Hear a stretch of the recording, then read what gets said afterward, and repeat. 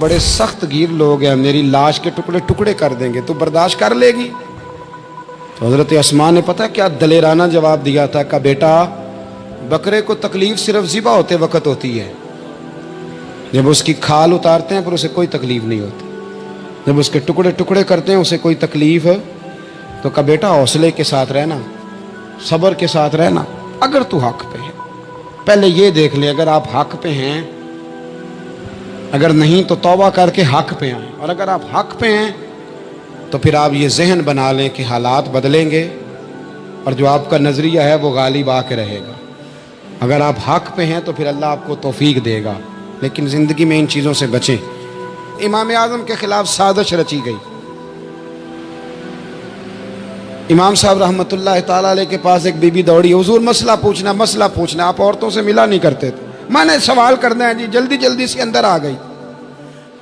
عورت جیسے ہی اندر داخل ہوئی باہر شور ہو گیا، امام صاحب کے پاس عورت ہے، اس نے بھی شور کر دیا کہ معاذ اللہ ثم معاذ اللہ، 10 درازی کیا امام اعظم نے۔ لوگ امام صاحب سے کہنے لگے، اب پراپوگنڈا ہو گیا، سارے شہر میں بات پھیل گئی، حضور آپ جواب دیں، آپ بھی کو بات کریں۔ فرمانے لگے کیا جواب دوں، بی بی اکیلا تھا، میں اندر آئی ہے، باہر شور ہوا ہے، عورت کہہ رہی ہے میں اکیلا تھا، میں جواب دوں بھی تو میری گواہی کون دے گا، میرے ساتھ کھڑا کون ہوگا، اس وقت کون ہے اٹھ کے کہے گا کہ نہیں نہیں ایسی بات کوئی نہیں، یہ تو ماحول تو اور رخ اختیار کر گیا، تو حضور اب کیا کرنا ہے؟ تو آپ فرمانے لگے کرنا کیا ہے، میں کوئی لاوارث ہوں، رب رسول کا ماننے والا ہوں، میں فیصلہ اپنے اللہ پہ چھوڑتا ہوں، وہ بھی تو عدالت ہے نا۔ مصیبت یہ ہے کہ میں اور آپ سارے فیصلے خود کرنا چاہتے ہیں، حالانکہ خود کچھ فیصلے چھوڑ دینے چاہیے، وہی ہو تو بہتر ہے۔ فرمایا اللہ رسول پہ چھوڑتا ہوں، ختم ہو گئی بات، اب میں دلیل دوں گا بھی تو میری سنے گا کون؟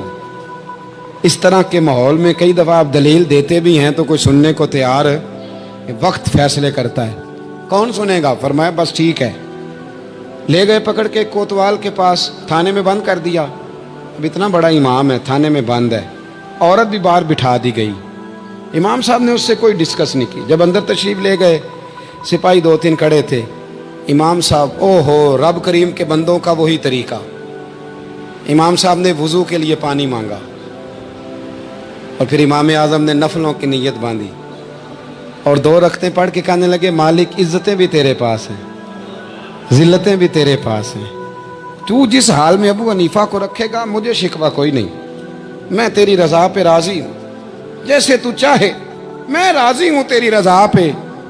امام صاحب دعا مانگ رہے تھے تو آنسو ہاتھوں پہ گر رہے تھے، نہ کبھی مصلی بھی آباد کریں، نہ کبھی، دنیا کو تو دکھڑے بڑے سنا لیے، نہ 2 رکعتیں پڑھ کے روئیں رب کی بارگاہ میں، محبوب کا وسیلہ پیش کریں، نہ اسے بھی تو منائے نا۔ امام صاحب کے آنسو گرنے لگے، سپاہی بھی پریشان تھے، وہ بی بی نہ خود ہی اٹھی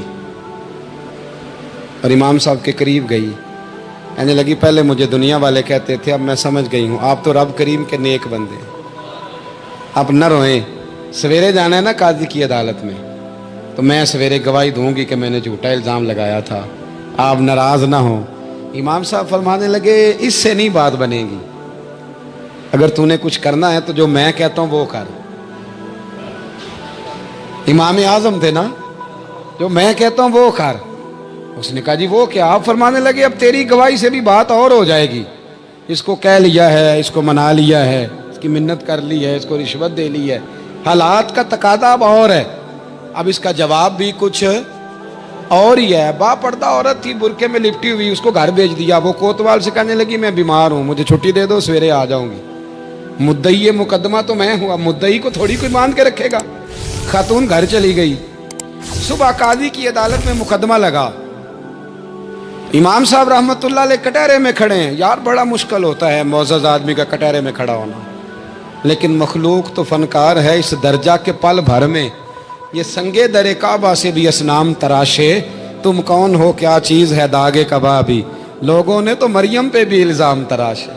یہ نہیں نا باز آتے لوگ، پھر مرضی ہے نا، ہونا کٹہرے میں کھڑا ہونا پڑ ہی جاتا ہے، کٹہرے میں کھڑے ہیں امام اعظم۔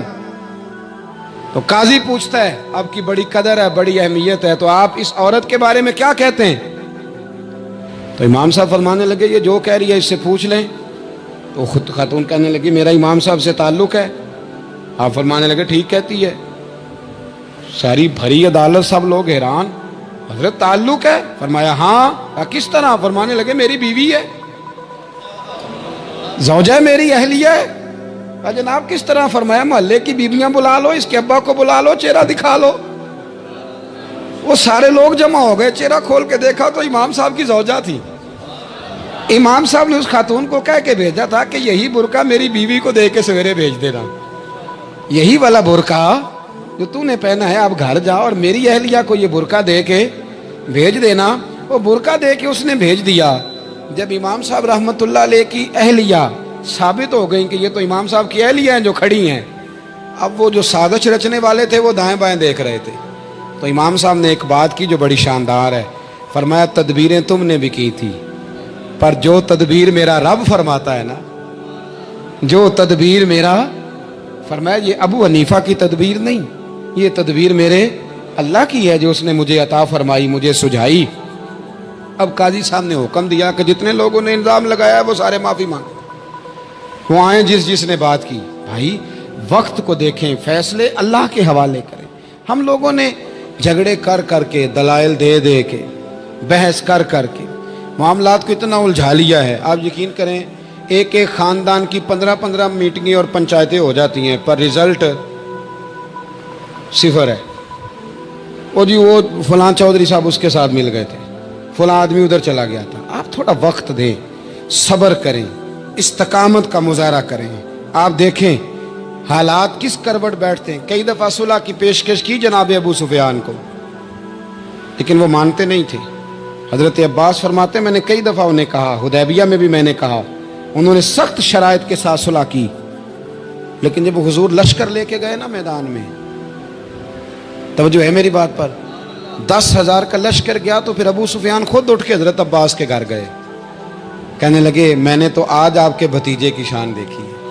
تو حضرت عباس کہنے لگے ابھی بھی وہیں کھڑے ہو، یہ بھتیجے کی شان نہیں، یہ اللہ کے محبوب کی شان ہے، یہ رسول کائنات کی شان ہے صلی اللہ علیہ. تو کہا اب میں صلح کرنا چاہتا ہوں، اب میری صلح کرا دو. وہاں بھی حضور نے یہ نہیں فرمایا جب ہم کہتے تھے تو کیوں نہیں آتا تھا، جب ہم معاہدات کرنا چاہتے تھے تو کیوں نہیں آتا تھا. میرے محبوب نے عزت دے دی. فرمایا تیرے ساتھ بھی صلح ہے، تجھے بھی معافی ہے، اور جو تیرے گھر